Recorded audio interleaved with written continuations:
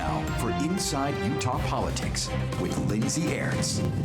Welcome to our News for Utah Plus app. You're finding us here because you love watching streaming TV. Maybe you don't watch local news anymore, although I would invite you to watch ABC4 because we got a lot of good programming there. But this is our local political show where we bring in analysts. We talk about topics that are affecting us here in Utah and across the nation. So we are so glad you're here. Tell your friends, won't you? I'm Lindsay Aerts, joined by Leah Murray, of course, of the, sorry, I got to think of the right university, the Walker Institute of Politics, because there's three of them, and Taylor Morgan with Morgan & May Public Affairs. Hi, guys. Hello. Hello. It's good to be with you. Introduce yourselves a little more so people know who you are. Taylor Morgan, partner at Morgan May Public Affairs, a local consulting, lobbying, political marketing firm. And one of our adjunct faculty at Weber State University, where I am a professor of political science. The Dr. Leah I Murray. am so nervous. Are you going to make the students call you Professor Morgan? No. Wait. For the people who are just tuning in, Taylor is teaching a class at Weber State University on... We are going to focus on political campaigns and lobbying. Okay. And I'm very, very excited, also incredibly nervous, because no one has ever thought before that it would be a good idea to put me in charge of teaching college students. Maybe I should be nervous too. Yeah, you probably should. This is my big idea. You probably should, Yeah. but I'm very excited. When does class start? Next week. Next week. Yeah. Okay, and our intern Marina, shout out to Marina, is taking Taylor's class, so we're going to get a full report, an actual report on how Taylor is as a teacher. Be kind, Maria. Thank you. Be honest. I'm going to come audit your class. Can I come audit? Nope. Because I'd like to Nope. learn a little more Negative. about You lobbying. would have to hustle because everything you just said, not only do you do this show, right, Lindsay, but you also do the 4 p.m. news. And I don't know, Yep. traffic, you could get up there because it's Tuesday night. To Weber State, yeah, that would be tough. But my intern's doing it, so I think we could carpool. There you go. You have to drive fast. I'm just saying, I'm going to come audit your class. All right, we've got a handful of topics to hit today. President Trump has been threatening vote by mail, which impacts us directly here in Utah. We love vote by mail here in Utah. We've got a lot of clues about what's coming up on a special session that have become public, some not public that I learned about that we will share. Also want to acknowledge just right off the top the tragedy that we experienced here in Utah over the past weekend, and that is we had two officers from the Tremont and Garland Police Department killed in line of duty. Leah, Taylor, when stuff like this happens here in Utah, what's your first thought when you hear these things happen? Go ahead, Leah. Yeah, I was just going to say my first thought is someone who cares very much about public service, you know, that these are public servants and all across these, how do you say, disciplines, police officers, teachers, the military, are people who just, without a lot of pay, you know, are making this country possible. And then when something horrible like this happens and they're making the ultimate sacrifice, I just wish everyone would pause and just be a little kinder to public servants in the space that they are working. Yeah, that's a good point. Yeah, well said, really. Utah has a special way about coming together as a community, cities, and our state as a whole when a tragedy like this happens. And I hope that that translates into continued support, not just momentary support and awareness, but lasting support for example, law enforcement officers. You know, these officers are not paid enough for what they do and the risks they take. And, you know, I hope that we step up to take care of their families and others who serve. Yeah, and I think right there, your point, it feels so celebratory is the wrong word. Does that make sense? But it's momentary, and then we kind of go on, and then we're just mean to police officers, right? Like, and it's like, no. These should be the moments where we remember these people and their families, because it's not just these public servants who made the ultimate sacrifice, but their families have as well. Those families will never be the same again, and we should not forget that. Right. And I like too the saying, in times of tragedy, look for the helpers, right? You see the community come together. You see neighbors coming out, just lining the streets with ribbons. That was incredible. This is the time when Utah shows up, and it really is what makes our state great. Yes. So politics aside, we are united. We tend to forget that sometimes. So let's dive into the controversial issues, Let's get divisive. Let's get divisive. Let's talk about one of the biggest things to hit Utah politics in a little while, and this is sort of an issue involving our Senate Senate President Stuart Adams. And President Adams, it was reported this week by the Salt Lake Tribune that he helped influence a law that later benefited his step-grandchild.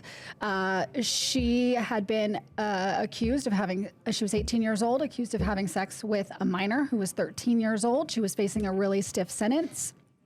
And then it turns out President Stuart Adams influenced a law by going to his Senate Majority Leader, Kirk Cullimore, and saying, hey, I don't think 17 or 18-year-olds who are still in high school should be charged as an adult. They are still in high school. They could be considered a minor.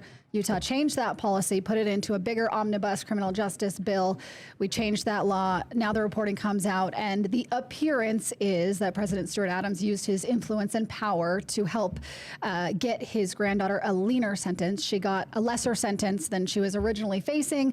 However, this bill was not retroactive, but it did impact the criminal case, and the defense attorneys actually helped draft the language. So, guys, initial thoughts on this. We haven't really talked about this on this show, so go ahead and just kind of lay it out from the beginning in terms of what President Adams should have done in this situation and how you think this plays out. So I just wanted to say, one of the issues here is it's not enough to be right or to do the right thing, I think. When you're a public servant, or I would argue an elected official, you have to actually also appear right. So one of the issues of this case, because what I hear President Adams saying is that's not what happened. Right. Right. That's not what I was doing. I didn't do anything wrong. The law's not retroactive. Right. But a little bit, it looks cringy. I don't know if the right word for that is. Yeah. And so my question is, that becomes a problem in and of itself. Even if what you did was by the books fine, the way it looks, I think can cause some real issues. And Taylor, do lawmakers have to think through things like that? Because to Leah's point, you could make the argument like, well, I know in my heart I'm not influencing this case, or I'm not trying to get her a leaner sentence, but I do think this policy should change. I mean, but the reality of politics is sometimes optics are the politics. Optics, perception is reality. Certainly in this situation, the optics are not great. However, I will defend President Stuart Adams in this case. I was aware of this conversation during the legislative session, and legislators were referencing numerous other examples of minors engaging in these kind of activities with their peers in a high school setting. So it wasn't just one situation personally connected to President Adams that benefited potentially from this change in statute. Again, it was not retroactive, right? So it didn't directly undo the but the prosecutors and the defense attorney judge and the acknowledged influence. it. Yeah. Sure, all of that is problematic. However, it is a broader issue. I think it's a really complicated issue. It's not something I'm an expert on. And it is really, really obvious that we need to be protecting children and protecting minors, even in a high school setting. So there's issues. I'm not saying there aren't. However, there is a lot more to the story. And right now, opponents of President Adams are politicizing this for political gain, and we'll see what happens. I do not see him stepping down over this. I really don't think his own constituents or his delegates are calling for him to resign.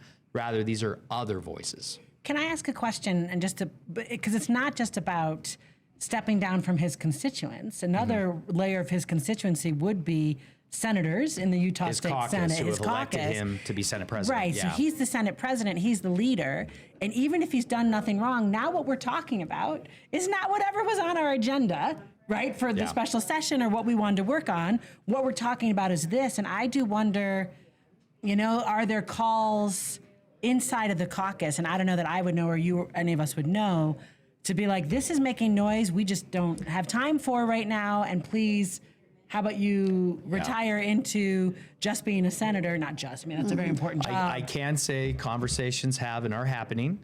I can say it's possible something may be done in a special session, but I will say that there is firm support in the Senate Republican caucus for President Adams' leadership, for him to remain a Senate president as of right now. So that point that there could be something in a special session, meaning lawmakers could potentially repeal this provision in this omnibus criminal justice bill that said that 18-year-olds who are still enrolled in high school and have sex with a 13-year-old. This is I've heard it called a Cinderella slipper type of law, where it fits very one single scenario. It fits only 1 foot, and that is the foot of the granddaughter of Stuart Adams. But so they repealed that provision, as you're saying. What is possible in the special session? And and I'm just going to push right here and then you can answer. Please, Sorry, but like that's the rub. When the conversation is about an active, independent legislature, because we don't really trust the judiciary and we don't trust bureaucrats to make decisions, now they are legislating, how did you say it, to the Cinderella shoe. slipper. Right, so really probably what you want are judges and juries to be making decisions with jurisprudence on those Cinderella shoes. A little bit, that's the slippery slope, right? When you ask the legislature to start making decisions on everything, these are the problems that you create. Yeah. Well, sorry, go ahead, Lindsay. No, I want to change the direction a little bit. So make your point, and then I will do that. Well, my point is that we should both be very concerned and we should celebrate what is happening with this situation. On one hand, we should be happy and we should acknowledge that our legislators are citizen legislators. They're part-time legislators. They have other day jobs. They're real people. They live in the real world. And I think they're good people. And good people. Right. I think they actually are trying to make the world a better place, generally. And usually the way they try to do that, in the way issues come to their attention, is because of personal connections, family connections, neighbors, relationships close to them. That is how they become aware of issues that require a statutory change. That's not a bad thing. I think that's a good thing. That is the point I wanted to get to, Taylor, is what should President Adams have done in this situation? You were part of these conversations back in 2024 when, I was aware, I wasn't directly part of them. Okay, you weren't having the conversations, but you were aware of the case, aware of... Not of the case, just of the conversations in general. I was aware of this statutory change being discussed in the context of applying to many other situations, not this one. Right, okay. So, I mean, we all work in politics, I've heard a Democrat say, okay, Adam should have been transparent about this. Do we expect him to have come out and been like, listen, my granddaughter's facing a rape charge. I want to change this law, but it's not impacting that. Like, the public would have never gone for that. So, like, what should have President Adams done in this situation to avoid the appearance that he used his power to benefit a family member? Well, to be clear, another senator sponsored, right? After he asked him to. Correct. So I think that was his... Again, giving him the benefit of the doubt. Trying to put some distance. I believe Not be that was directly him involved. trying to put some distance, putting it to another senator, and then allowing the process to play out. Wanting to give him the benefit of the doubt, knowing that he's a good man, a good person, and tries to be a good Senate president. Again, I may have a bias. Well, I'm a Republican lobbyist. Is what you're saying. That is the process. That is the process, and I believe him handing that off to another senator was his attempt to stay out of it. Right, and a little bit, that is always the process, It right? is, But the answer is this is when it's a problem. Right? You're absolutely it can right. create this kind of issue. And I don't know, maybe the answer is you can't. Maybe he couldn't have done it any other way. Because the fact is... Should he have waited another He's year? president of the Utah State Senate. Yeah. Any statutory change is going to pass by him as leader, right? And he's human and has human family. Yeah. And therefore has sometimes accidental vested interest. Not a vested interest, but things coming up. He'd be like, I understand this from a different point of view. Yeah, but I will say, I want to note, I think it's really important and it's a really good thing for the process that there are concerns and questions being voiced right now, that there are protests, right? We have seen calls for resignation coming not just from the left, but also from the far, far right, with Jason Preston and his group rallying at the Capitol last week. So I think it's a really healthy, a really positive thing that Utahns across the political spectrum are raising concerns about this, because we should be willing to take a hard look at the process and conflicts of interest. We'll have to see how it all shakes out and whether it impacts him further and just the public perception of trust as, we watch the legislative process play out. All right, I want to switch to another topic now. President Trump is threatening vote by mail. He posted on X, Truth Social, wherever he posts these days, that he wants vote by mail to go away. He wants Republicans to lead that charge. He says he's working on an executive order to achieve that end. I'm not sure how an executive order does that, but that's another conversation for another day. He can try. Yeah, He can try. Utah's Lieutenant Governor, Deidre Henderson, came out and basically said she believes it's the state's constitutional right to be able to decide the time, place, and manner of elections and how they are conducted in the states. What plays out here, Leah? What do you think this looks like? Well, a little bit. I don't understand President Trump, so maybe you can defend him. But here what? we go. You He don't won understand. the election. What are we talking about? Yeah. So this man is like a sore loser and a sore winner. Like Yeah. at some point, You stole my point. Leah. like at some point, the election, if it results in your election and then you are now still saying it's crooked, I mean, a little bit, right? I don't understand what he's talking about. The thing that bothers me with vote by mail is the state of Utah has been doing this since 2014, 2013. I was at early workshops in municipal elections where they were talking about, should we be running vote by mail? The reason why we did it is because fiscally it's responsible. We do not have enough money to be replacing or repairing the machines we were using that the Help Americans Vote Act required us to use back in 2002. So the right move is it's a lot cheaper to mail than to buy these new machines every election cycle. So it was all very, how do I say, Republican, fiscally conservative, being efficient, doing all the right things.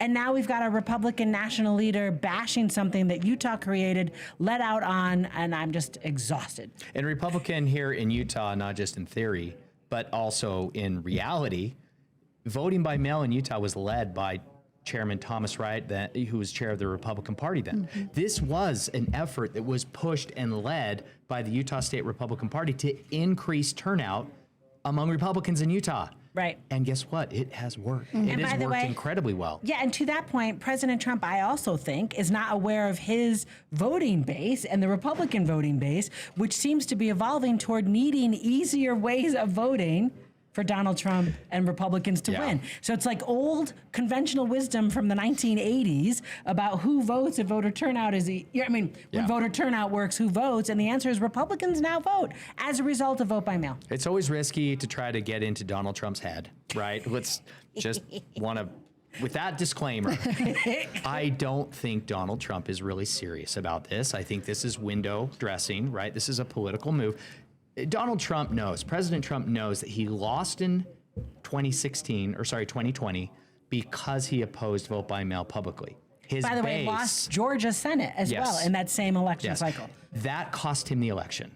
He won, right? He won the last election because he supported vote by mail and because his voters participated and they by need mail. it. Why Absolutely. now? Why is he coming out now and saying this is a problem?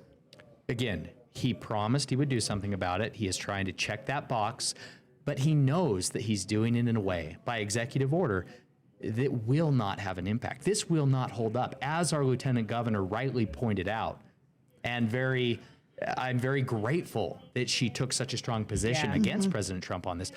It is the state's constitutional right to determine the manner in which they hold elections. And I looked at the language of the Constitution because everyone decides to post it when we talk about stuff like that. And it literally says that only Congress, can make the decision to impact the way states choose their. Right. And so even if he was going to do an executive order, it's only Congress who can do that via the Constitution. It's not him, but also Congress can only make a decision on federal elections. Right. Correct. Right. They cannot talk about gubernatorial elections or state legislative elections, just Congress and the presidency. I want to bring in producer Peter here. Producer Peter, hi, first of all. Sorry, Hi, it's folks. been a minute since I got to you, but you're itching over there. It looks like you have something to say. Oh, no. Well, first of all, I was about to flash you up your lovely time card here. My time Okay, card. we're down to 5 minutes. We're talking too much. We have so much to say. Oh, no. Well, I think if I were to give kind of what's bouncing around in my head on this, I think you can see it in the scheme of, like you said, it's something Trump said he would get to when he gets back in office. Sort of all these things that he feels in some way jilted by when running into the 2020 election. But I'm also curious if this is still kind of a stress test for some executive order stuff. You've seen a lot of his executive orders that have been more ambitious, the birthright citizen stuff, the Department of Education stuff. Make it, all the way up to the Supreme Court on some expedited review. And so far, the general rule has been that they allow some of these orders to go into effect while the litigation plays out through federal appellate. Which you would think if the Supreme Court was so opposed to allowing the president to act in this way, they might allow certain injunctions to stand. I'm curious to see since there's such an immediate impact to midterm elections, which the court has traditionally been very proactive about protecting elections, especially in such close proximity. If they take a harder line, if he does come out with an order affecting state level voting but that procedures. stress test of the executive order is a good point. Yeah. If I'm Speaker Mike Johnson, I'm really, really concerned about this. Absolutely. Because I'm going to lose my very slim majority in the House if Republicans aren't able to vote by mail. Well, that's the point. Like, this is such old conventional wisdom about how making voting easier somehow only benefits Democrats, which I don't think's been true. Utah, I mean, like, I know never in Utah. it's not true in Utah. Definitely not true in Utah, and hasn't been true nationally. But we have so few Democrats in Utah, we don't really have a good sample size. But Leah. even in I don't places know. like Texas and Florida, I don't think it's still true. Georgia, as an example. All right, last 5 minutes. We're going to get to. I think down to 3 minutes now, right, Okay, Peter? well, we talked too long. I'm revising the time card right now. There is likely. I was chatty there. There is likely to be a special session of the Utah legislature next month. Now, I did some reporting this week. House members received an email telling them to save the date, essentially, for September 15th. Now, that date has not been confirmed nor announced by the governor, and his office has told me that he has not landed on a date yet. However, It is September 15th. That was announced by legislators in interim committee meetings last week. That is the date, September 15th. I think it's public record now. yeah, okay. So politicians have to say to me, we haven't picked a date, we haven't made the official call, but everyone behind the scenes knows that it's going to be I'll September send 15th. you some course, they- publicly available Zoom video footage. Okay? Right. They pick a date while Lindsay and I are on vacation. It's unbelievable. Yeah, they just pick a date when we can't be there. So, okay, so we're going to do a speed round of what we think is going to be on the special session agenda, because when the governor calls this thing, he gets to set the agenda, he gets to pick. So the way this goes down is right now the legislature is pitching him and pitching him hard, and the lobbyists are pitching him hard on what I feel like that was an attack. should go on the special session. I didn't say you're doing anything wrong. I just said that's the process. Okay, so using the sounder from Draft Picks of fantasy football, producer Peter. Football season is underway. Football season is upon NFL us. preseason is upon us. The first college football game is this Saturday. Right. So this seemed appropriate. This is appropriate. So my first pick for what's going to be on the special session is a bill to allow the governor to require the appointment of the Chief Justice of the State Supreme Court. That will require advice and consent from the Senate. However, the issue with the governor when he vetoed this bill back in the session was, I don't want to do this every 4 years. The new bill allows it to be a reappointment every 8 years, and justices can't serve more than one term as the Chief Justice. That is the bill. That is my pick for what makes it on the special session. Okay. Okay, Taylor, get ready. what's your pick? Oh, Taylor, you're going what's your first. pick? All right. With my pick, Don't do that. I would like to pick that Phil Lyman will hold a press conference What? on the South Capitol steps, which fewer than 30 people will attend. About what?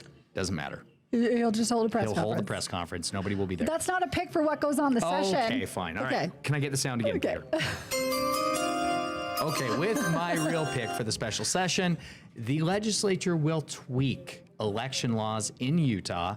I can't say a whole lot about this, but they will make some important technical changes to election code because they can only do that now in a special session in order for those changes to take effect before the 2026 primary cycle, which begins in January. In January, before that's a the good session. point. Okay, so one of those bills I know will be tweaks to some unintended consequences for a bill that allows local governments to access some sensitive election materials, but I don't think that's what you're talking about, There Taylor. may be more than that. I can't say anything else. Don't push me. That is his pick, the vague and eye-rolly pick Come of on. what will be on the special. Technical, specific election fixes. Okay. That's a good pick. All right, that is a good pick.